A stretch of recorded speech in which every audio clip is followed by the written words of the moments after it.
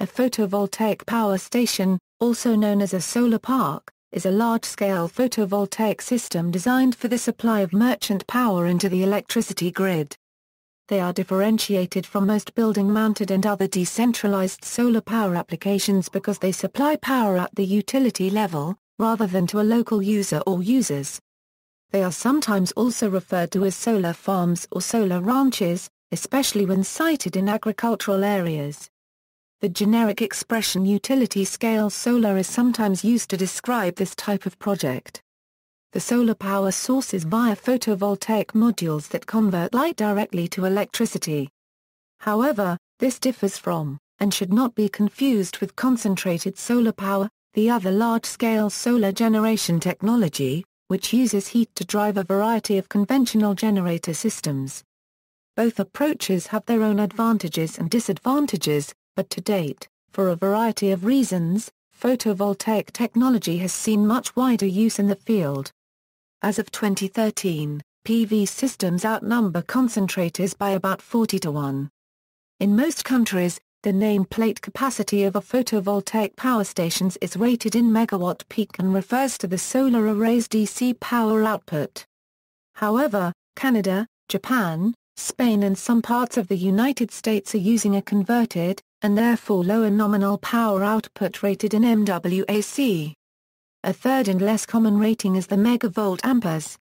Most solar parks are developed at a scale of at least 1 MWP. As of 2015, the world's largest operating photovoltaic power stations have capacities of close to 600 megawatts and projects up to 1 gigawatt are planned. About 1,600 projects with a combined capacity of 22,500 MWAC were solar farms larger than 4 MW as of March 2014. Most of the existing large-scale photovoltaic power stations are owned and operated by independent power producers, but the involvement of community and utility-owned projects is increasing. To date, almost all have been supported at least in part by regulatory incentives such as feed-in tariffs or tax credits, but as levelized costs have fallen significantly in the last decade and grid parity has been reached in an increasing number of markets, it may not be long before external incentives cease to exist. History: the first 1 MWP solar park was built by Arco Solar at Lugo near Hesperia, California at the end of 1982, followed in 1984 by a 5.2 MWP installation in Carrizo Plain. Both have since been decommissioned, though Carrizo Plain is the site for several large plants now being constructed or planned. The next stage followed the 2004 revisions to the feed-in tariffs in Germany when a substantial volume of solar parks were constructed. Several hundred installations over 1 MWP have since been installed in Germany, of which more than 50 are over 10 MWP. With its introduction of feed-in tariffs in 2008, Spain became briefly the largest market, with some 60 solar parks over 10 MW, but these incentives have since been withdrawn. The USA, China, India, France, Canada, and Italy, amongst others, have also become major markets as shown on the list of photovoltaic power stations. The largest sites under construction have capacities of hundreds of MWP and projects at a scale of 1 GWP are being planned. Citing and land use: the land area required for solar parks varies depending on the location, and on the efficiency of the solar modules, the slope of the site and the type of mounting used. Fixed-tilt solar arrays using typical modules of about 15% efficiency on horizontal sites need about 1 hectare MW in the tropics, and this figure rises to over 2 hectares in northern Europe. Because of the longer shadow the array casts when tilted at a steeper angle, this area is typically about 10% higher for an adjustable tilt array or a single-axis tracker, and 20% higher for a two-axis tracker, though these figures will vary depending on the latitude and topography. The best locations for solar parks in terms of land use are held to be brownfield sites, or where there is no other valuable land use. Even in cultivated areas, a significant proportion of the site of a solar farm can also be devoted to other productive uses, such as grazing or biodiversity. Co-location equals, in some cases several different solar power stations, with separate owners and contractors, are developed on adjacent sites. This can offer the advantage of the projects sharing the cost and risks of project infrastructure such as grid connections and planning approval. Solar farms can also be co-located with wind farms. Sometimes the title solar park is used, rather than an individual solar power station. Some examples of such solar clusters are the Sharanka Solar Park, where there are 17 different generation projects. New Hardenberg, with 11 plants, and the Golmud Solar Parks with total reported capacity over 500 MW. An extreme example is calling all of the solar farms in the Gujarat state of India a single solar park, the Gujarat Solar Park. Technology: most solar parks are ground-mounted PV systems, also known as free-field solar power plants. They can either be fixed tilt or use a single-axis or dual-axis solar tracker. While tracking improves the overall performance, it also increases the system's installation and maintenance cost. A solar inverter converts the array's power output from DC to AC, and connection to the utility grid is made through a high-voltage, three-phase step-up transformer of typically 10 kV and above. Solar array arrangements. The solar arrays are the subsystems which convert incoming light into electrical energy. They comprise a multitude of solar modules, mounted on support structures and interconnected to deliver a power output to electronic power conditioning subsystems. A minority of utility-scale solar parks are configured on buildings and so use building-mounted solar arrays. The majority of free-field systems using ground-mounted structures, usually of one of the following types. Fixed arrays. Many projects use mounting structures where the solar modules are mounted at a fixed inclination calculated to provide the optimum annual output profile. The modules are normally oriented towards the equator, at a tilt angle slightly less than the latitude of the site. In some cases, depending on local climatic, topographical or electricity pricing regimes, different tilt angles can be used, or the arrays might be offset from the normal east-west axis to favor morning or evening output. A variant on this design is the use of arrays, whose tilt angle can be adjusted twice or 4 times annually to optimize seasonal output. They also require more land area to reduce internal shading at the steeper winter tilt angle. Because the increased outputs is typically only a few %, it seldom justifies the increased cost and complexity of this design. Dual-axis trackers. To maximize the intensity of incoming direct radiation, solar panels should be orientated normal to the sun's rays. To achieve this, arrays can be designed using two-axis trackers, capable of tracking the sun in its daily orbit across the sky, and as its elevation changes throughout the year. These arrays need to be spaced out to reduce intershading as the sun moves and the array orientations change, so need more land area. They also require more complex mechanisms to maintain the array surface at the required angle. The increased output can be of the order of 30% in locations with high levels of direct radiation, but the increase is lower in temperate climates or those with more significant diffuse radiation, due to overcast conditions. For this reason, dual-axis trackers are most commonly used in subtropical regions, and were first deployed at utility scale at the Lugo plant. Single-axis trackers. A third approach achieves some of the output benefits of tracking, with a lesser penalty in terms of land area, capital and operating cost. This involves tracking the sun in one dimension in its daily journey across the sky but not adjusting for the seasons.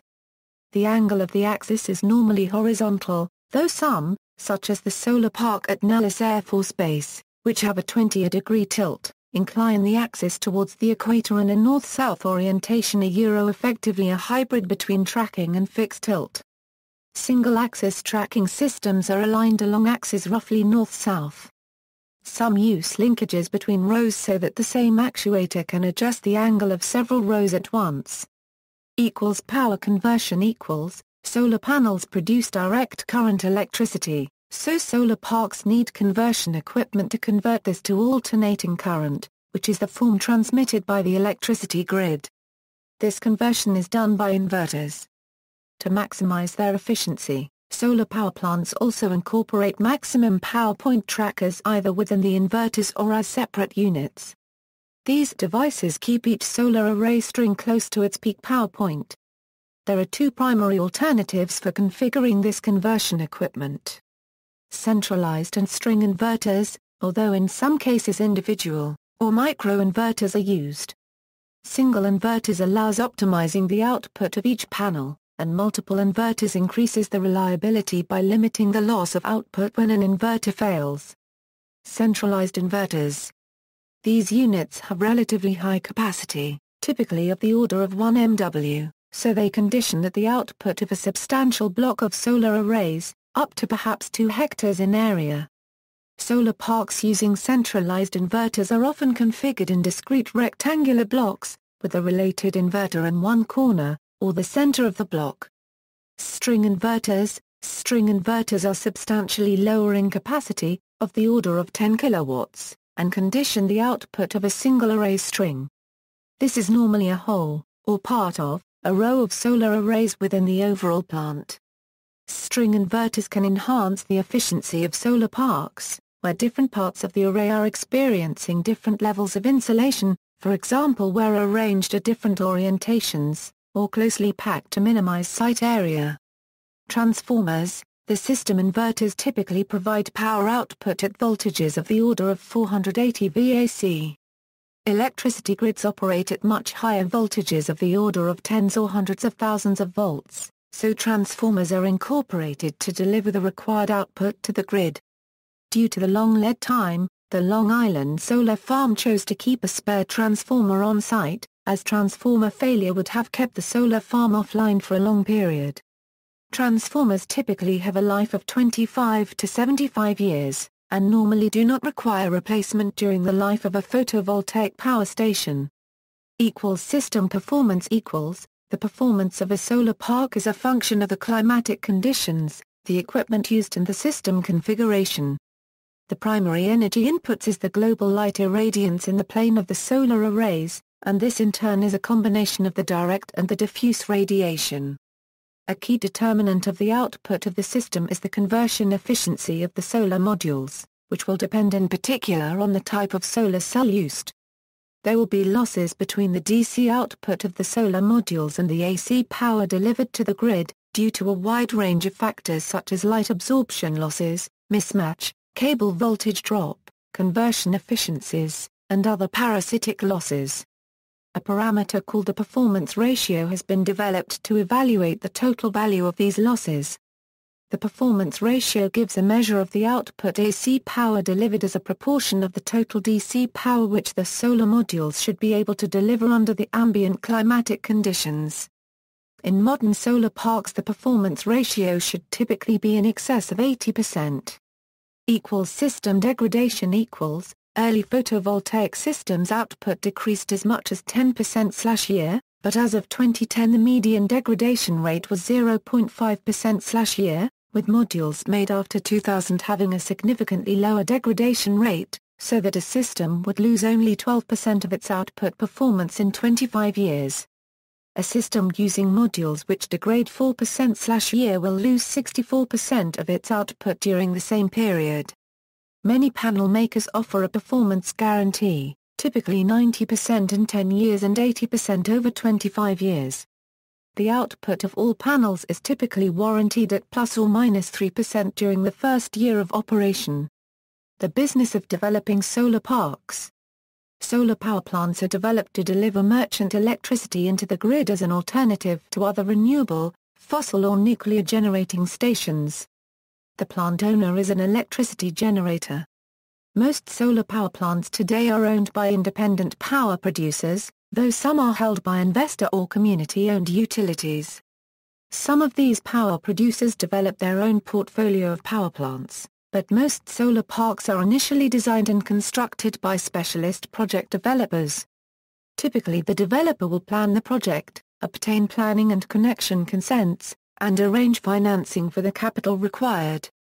The actual construction work is normally contracted to one or more EPC contractors. Major milestones in the development of a new photovoltaic power plant are planning consent, grid connection approval, financial close, construction, connection and commissioning. At each stage in the process, the developer will be able to update estimates of the anticipated performance and costs of the plant and the financial returns it should be able to deliver. Planning approval photovoltaic power stations occupy at least 1 hectare for each megawatt of rated output, so require a substantial land area, which is subject to planning approval. The chances of obtaining consent, and the related time, cost and conditions, varying from jurisdiction to jurisdiction and location to location.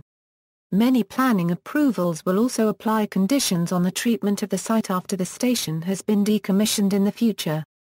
A professional health, safety and environment assessment is usually undertaken during the design of a PV power station in order to ensure the facility is designed and planned in accordance with all HSE regulations. Grid connection the availability, locality and capacity of the connection to the grid is a major consideration in planning a new solar park, and can be a significant contributor to the cost. Most stations are sited within a few kilometers of a suitable grid connection point. This network needs to be capable of absorbing the output of the solar park when operating at its maximum capacity.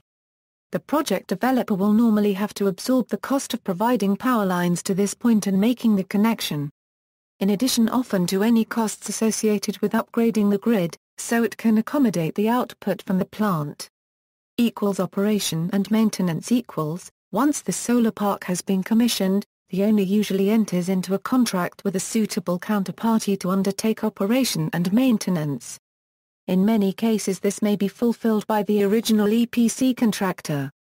Solar plants' reliable solid-state systems require minimal maintenance, compared to rotating machinery for example.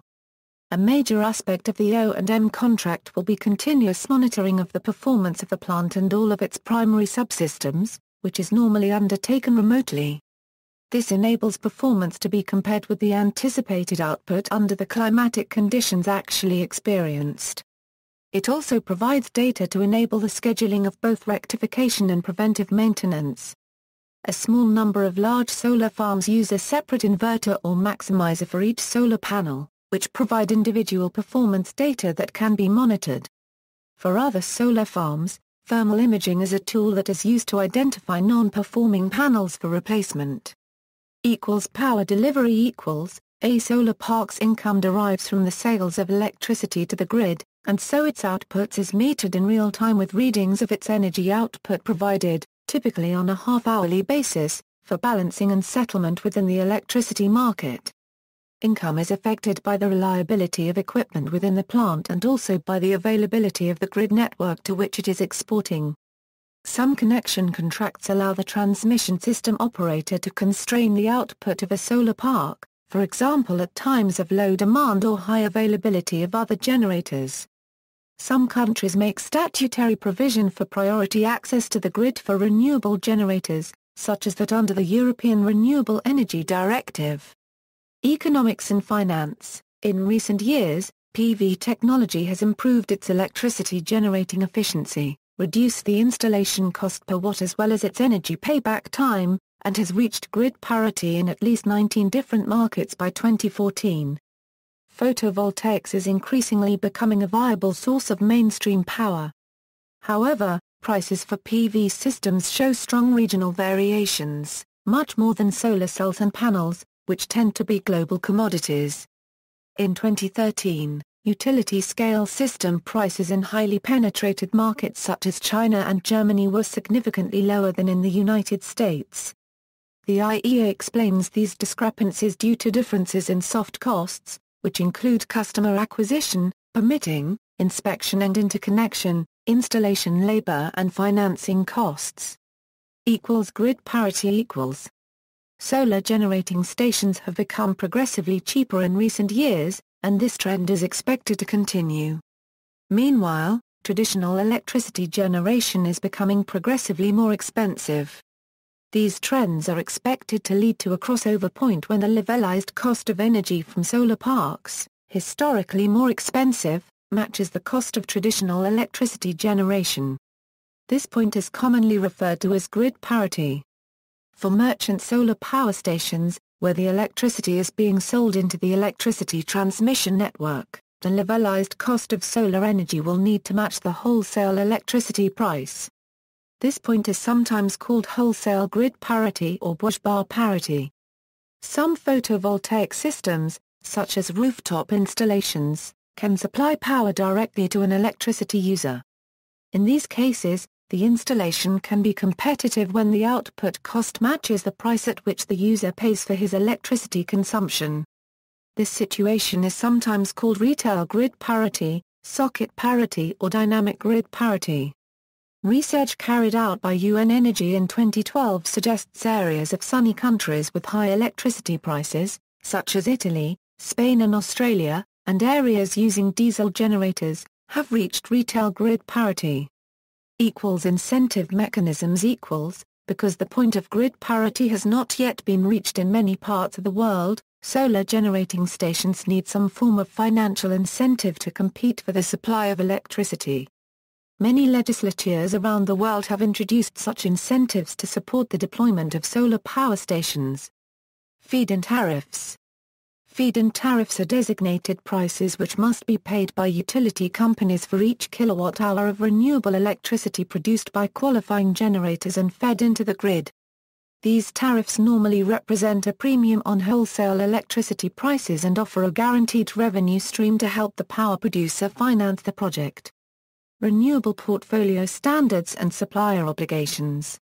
These standards are obligations on utility companies to source a proportion of their electricity from renewable generators.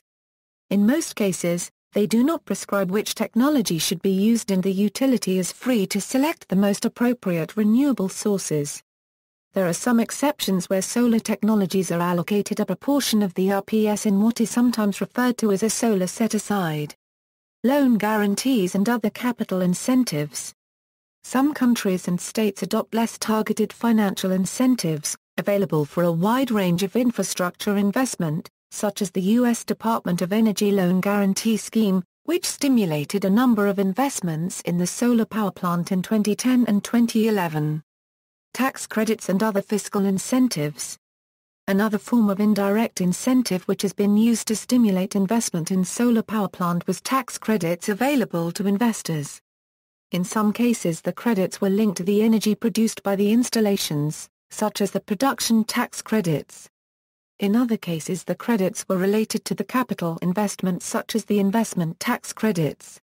International, national and regional programs. In addition to free market commercial incentives, some countries and regions have specific programs to support the deployment of solar energy installations. The European Union's Renewables Directive sets targets for increasing levels of deployment of renewable energy in all member states. Each has been required to develop a national renewable energy action plan showing how these targets would be met, and many of these have specific support measures for solar energy deployment. The directive also allows states to develop projects outside their national boundaries, and this may lead to bilateral programs such as the Helios project. The Clean Development Mechanism of the UNFCCC is an international program under which solar generating stations in certain qualifying countries can be supported. Additionally, many other countries have specific solar energy development programs. Some examples are India's JNNSM, the flagship program in Australia, and similar projects in South Africa and Israel. Financial performance. The financial performance of the solar power plant is a function of its income and its costs. The electrical output of a solar park will be related to the solar radiation, the capacity of the plant and its performance ratio. The income derived from this electrical output will come primarily from the sale of the electricity, and any incentive payments such as those under feed-in tariffs or other support mechanisms. Electricity prices may vary at different times of day, giving a higher price at times of high demand. This may influence the design of the plant to increase its output at such times. The dominant costs of solar power plants are the capital cost, and therefore any associated financing and depreciation. Though operating costs are typically relatively low, especially as no fuel is required, most operators will want to ensure that adequate operation and maintenance cover is available to maximize the availability of the plant and thereby optimize the income-to-cost ratio. Geography. The first places to reach grid parity were those with high traditional electricity prices and high levels of solar radiation. Currently, more capacity is being installed in the rooftop than in the utility scale segment. However, the worldwide distribution of solar parks is expected to change as different regions achieve grid parity. This transition also includes a shift from rooftop towards utility-scale plants, since the focus of new PV deployment has changed from Europe towards the Sun Belt markets where ground-mounted PV systems are favored. Because of the economic background, large-scale systems are presently distributed where the support regimes have been the most consistent, or the most advantageous. Total capacity of worldwide PV plants above 4 MWAC was assessed by Wiki Solar as 36 GWNC. 2,300 installations at the end of 2014 and represents about 25% of total global PV capacity of 139 GW. The countries which had the most capacity, in descending order, were the United States, China, Germany, India, United Kingdom, Spain, Italy, Canada and South Africa. Activities in the key markets are reviewed individually below. China China was reported in early 2013 to have overtaken Germany as the nation with the most utility-scale solar capacity. Much of this has been supported by the Clean Development Mechanism. The distribution of power plants around the country is quite broad, with the highest concentration in the Gobi Desert and connected to the Northwest China power grid. Germany. The first multi-megawatt plant in Europe was the 4.2 MW community-owned project at Hime, commissioned in 2003. But it was the revisions to the German feed-in tariffs in 2004, which gave the strongest impetus to the establishment of utility-scale solar power plants. The first to be completed under this program was the Leipziger Land Solar Park developed by Geosol.